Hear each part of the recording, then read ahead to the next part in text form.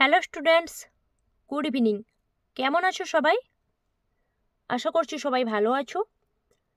আজকের এই ভিডিওটিতে আমি তোমাদের সাথে জিকের কিছু প্রশ্ন আলোচনা করব, যেগুলো তোমাদের কম্পিটিটিভ এক্সামসের জন্য গুরুত্বপূর্ণ। তাই বলবো স্কিপ না করে শেষ পর্যন্ত দেখো। প্রথম প্রশ্ন, ভারতের নামকরণের প্রসঙ্গে ভারতবর্ষ কোন গ্রন্থে উল্লেখ করা হয়েছে? ভারতবর্ষ, দেখো অপশান কি কি দেওয়া রয়েছে, গ্রন্থগুলোর নাম দেওয়া রয়েছে। সঠিক উত্তর হবে অপশান এ, অষ্টাধ্যায়ী, যেটা পাণিনির রচনা। তো ওটাতে ভারতের নামকরণের প্রসঙ্গে ভারতবর্ষ উল্লেখ করা হয়েছে। নেক্সট প্রশ্ন, সম্প্রতি খবরে দেখা রুশোমা অরেঞ্জ ফেস্টিভ্যাল কোন রাজ্যে পালিত হলো?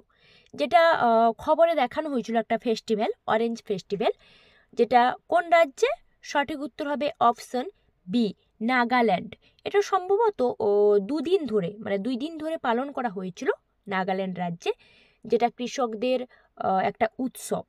ঠিক আছে, নেক্সট প্রশ্ন, কোন ধর্মে ছেতিয়াগিরি বিহারা উৎসব পালন করা হয়? ছেতিয়াগিরি বিহারা উৎসবটির নাম, যেটা পালন করা হয়, কোন ধর্মে? অপশান দেখো কি কি রয়েছে। সঠিক উত্তর হবে অপশান ডি, বুদ্ধ ধর্মে, যেটা সাঁচিতে পালন করা হয় মূলত বুদ্ধ ধর্মে, ছেতিয়াগিরি বিহারা এই উৎসব। নেক্সট প্রশ্ন, কোন জীব ট্রলার মাখন নামে পরিচিত? ট্রলার মাখন নামে কোন জীব পরিচিত? দেখো অপশান কি কি দেওয়া রয়েছে দেখতে পাচ্ছ। সঠিক উত্তর কি হবে? অপশান এ, নস্টক, যেটা হচ্ছে সায়ানোব্যাক্টেরিয়ার একটি অংশ, নস্টক। তো এই জীবটি ট্রলার মাখন নামে পরিচিত।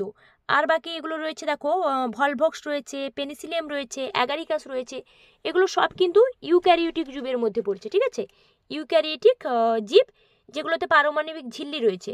তাছাড়া যদি থাকে পারমাণবিক ঝিল্লি অনুপস্থিত কার, সেটাও হবে নস্টক। নেক্সট প্রশ্ন, স্টেডি স্টেট নিয়ন্ত্রণ কোনটির সাথে সম্পর্কিত? স্টেডি স্টেট নিয়ন্ত্রণ, দেখো অপশন কি কি দেওয়া রয়েছে দেখতে পাচ্ছ।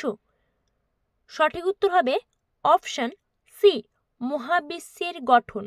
মূলত স্টেডি স্টেট নিয়ন্ত্রণ বা স্টেডি স্টেট তত্ত্ব, যাই বলতে পারো, এটা হচ্ছে তোমার ওই যে বিগ ব্যাং থিওরি বা বিগ ব্যাং যে তত্ত্ব, তো ওটার হচ্ছে একটা পার্ট। নেক্সট, পেনিসিলিন কে আবিষ্কার করেন? পেনিসিলিন, অপশন দেখো কি কি দেওয়া রয়েছে, বিজ্ঞানীদের নাম দেওয়া রয়েছে। পেনিসিলিন কে আবিষ্কার করেছিলেন? সঠিক উত্তর হবে অপশন ডি, আলেকজান্ডার ফ্লেমিং, যিনি পেনিসিলিন আবিষ্কার করেন, আলেকজান্ডার ফ্লেমিং। ঠিক আছে, চলো পরের প্রশ্ন যাই। সমুদ্র থেকে নুন তোলা কোন পদ্ধতির উদাহরণ? সমুদ্র থেকে নুন বা লবণ, অপশন দেখো কি কি রয়েছে। সঠিক উত্তর হবে অপশন এ, পাতন। পাতন প্রক্রিয়া, সমুদ্র থেকে নুন তোলা বা আলাদা করা সমুদ্র লবণ, এটা হচ্ছে পাতন হবে। পরের প্রশ্ন, কোন মৌলের অভাবে উদ্ভিদের ক্লোরোসিস রোগ হয়? কোন মৌলের অভাবে? অপশন দেখো কি কি রয়েছে।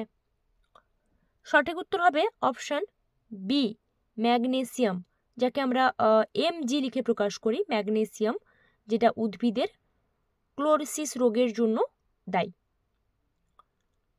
পরের প্রশ্ন, বিহারের ভাগলপুর কোনটির জন্য বিখ্যাত? বিহারের ভাগলপুর, অপশন দেখো কি কি রয়েছে। বিহারের ভাগলপুর কোনটির জন্য বিখ্যাত? সঠিক উত্তর হবে অপশন এ, রেশম। মূলত রেশম শিল্পের জন্য বিখ্যাত বিহারের ভাগলপুর, বা রেশম উৎপাদন বলতে পারো। ঠিক আছে, রেশম উৎপাদনের জন্য রেশম শিল্পের সঙ্গে সম্পর্কিত ভাগলপুর। তাহলে অপশন এ হচ্ছে আনসার, রেশম শিল্প বা রেশম বিহারের ভাগলপুর। ঠিক আছে, চলো পরের প্রশ্ন যাই। বলেছে কাঠি হলো এক প্রকার, মানে কাঠিটা কি সেটা জানতে চেয়েছে। অপশন দেখো কি কি রয়েছে। উত্তর কি হবে? উত্তর হবে অপশন ডি, এক প্রকার লোকনৃত্য কাঠি। কাঠি হচ্ছে এক প্রকার লোকনৃত্য। আচ্ছা, 10 নম্বর হয়ে গেল। এর পরের প্রশ্ন যাচ্ছি আমি। 11 নম্বর প্রশ্ন কি দিয়েছে দেখো।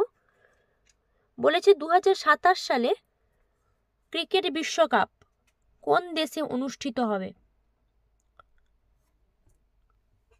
2027 ক্রিকেট বিশ্বকাপ। উত্তর হবে অপশন এ, সাউথ আফ্রিকা। ঠিক আছে, দক্ষিণ আফ্রিকাতে অনুষ্ঠিত হবে ক্রিকেট বিশ্বকাপ 2027 সালে। নেক্সট প্রশ্ন, বিশ্ব ভোক্তা অধিকার দিবস কবে পালন করা হয়? বিশ্ব ভোক্তা অধিকার দিবস। অপশন দেখো কি কি রয়েছে।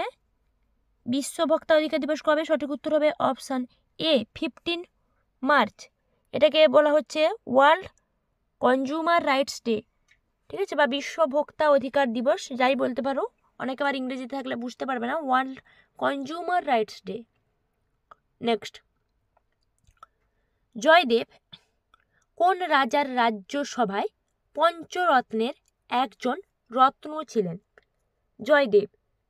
অপশন দেখো কি কি রয়েছে। পঞ্চরত্নের একজন রত্ন ছিলেন। সঠিক উত্তর কি হবে? সঠিক উত্তর হবে অপশন ডি, লক্ষণ সেন, যিনি সেন বংশের একজন রাজা ছিলেন, লক্ষণ সেন। ওনার পঞ্চরত্নের, রাজসভায় যে পঞ্চরত্ন ছিলেন, পঞ্চরত্নের মধ্যে একজন অন্যতম ছিলেন জয়দেব। ঠিক আছে, নেক্সট প্রশ্ন, কাকে প্রথম সংগঠিত রাজনৈতিক আন্দোলনের নেতা বা জনক বলা হয়? সংগঠিত রাজনৈতিক আন্দোলনের নেতা বা জনক কাকে বলা হয়? অপশন দেখো কি কি রয়েছে। সঠিক উত্তর কি হবে? সঠিক উত্তর হবে অপশন বি, রাজা রামমোহন রায়। ওনাকে প্রথম সংগঠিত রাজনৈতিক আন্দোলনের নেতা বা জনক বলা হয়। ঠিক আছে, আমি যে প্রশ্নগুলো আলোচনা করলাম, কোনো উত্তর নিয়ে কনফিউশন থাকলে অবশ্যই তোমরা কমেন্ট করো। তার আগে চ্যানেলটিকে সাবস্ক্রাইব করো, ভিডিওটিতে শেয়ার এবং লাইক অবশ্যই করো।